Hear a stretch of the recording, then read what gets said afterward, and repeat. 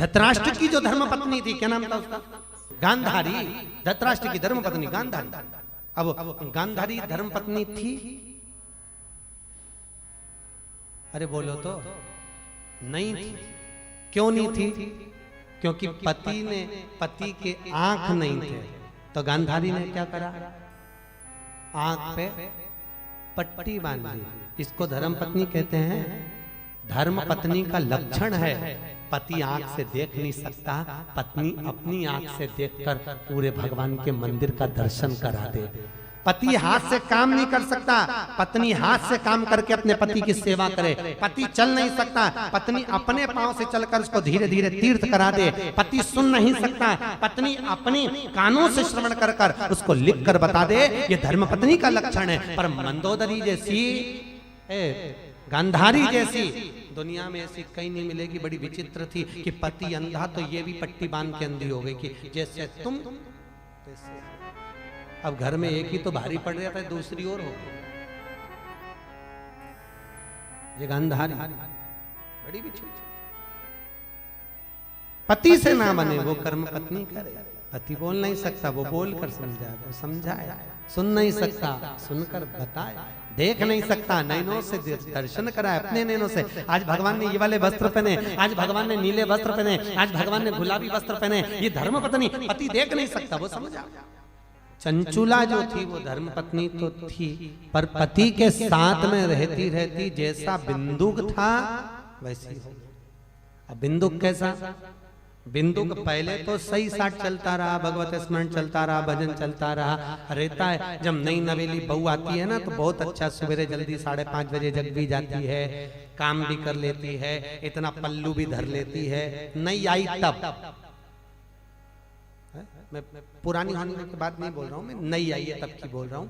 तब तो इतना पल्लू भी रख लेगी, थोड़ा 5:30 बजे उठ भी जाएगी और धीरे धीरे धीरे धीरे बस 6 महीना 8 महीना साल भर निकला। उसके बाद मैं नहीं बोलूं तो अच्छा है, नहीं बोलूं तो अच्छा। साल कितनी सुंदर बात कही महाभारत में। भीष्म पितामह ने अर्जुन को समझाया भोजन का लक्षण। 4 तरह का भोजन बेकार होता है। कितनी तरह का? महाभारत में लिखा है। भीष्म पितामह अर्जुन को कह रहे हैं 4 तरह का भोजन बेकार। पहले नंबर का, जिस भोजन की थाली में ठोकर लगी हो वो दरिद्रता प्रदान करता है, ठोकर लगा हुआ भोजन। दूसरे नंबर का भोजन, जिस भोजन की थाली को लांग गए हो वो गंदगी के बराबर होता है। भोजन की थाली जिसको लांग गए वो थाली का भोजन गंदगी के बराबर है। तीसरे नंबर का भोजन, जिस भोजन की थाली में बाल पड़ा हो, केश पड़ा हो, वो भ्रष्टा के बराबर होता है, गंदगी। और चौथे नंबर का भोजन, जिस भोजन की थाली में पति और पत्नी एक ही थाली में साथ बैठकर भोजन कर रहे हैं वो मदिरा के बराबर। किसके बराबर? मदिरा के बराबर। और शास्त्र कह रहा है, भीष्म पितामह ने अर्जुन को महाभारत में समझाया कि जिस भोजन की थाली में पति भोजन कर ले और पति के भोजन करने के बाद में पत्नी भोजन कर ले तो बद्रीनाथ और केदारनाथ के प्रसाद से भी बड़ा महाप्रसाद हो जाता है। महाप्रसाद है वो। पति भोजन कर ले और पत्नी उसी थाली में खाए।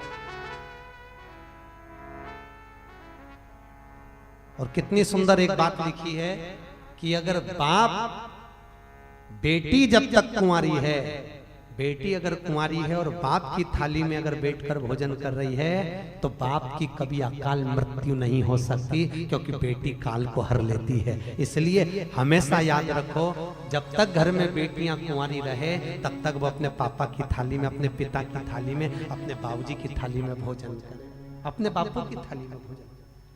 बेटी बाप के काल को हर लेती है। 3 है काल हरने वाले, बेटी, गौ और ब्राह्मण, ये काल को हरते हैं। बेटी पहले नंबर पर जो काल को हरने वाली है, दूसरे नंबर पर गौ जो काल को हरती है, और तीसरे नंबर पर ब्राह्मण, ये काल को हर लेते हैं।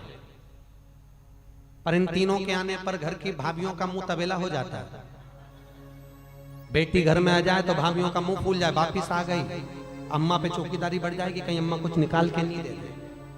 जब तक ननन घर में रहेगी तब तक भाभियों की चौकीदारी रहेगी। जीजी तू उधर देख, देवरानी इधर देखे, जेठानी उधर देखे, और छोरा छोरी को पीछे छोड़ दिया कि बुआ जी पे ध्यान रखना, क्या अम्मा दे रही बता देना।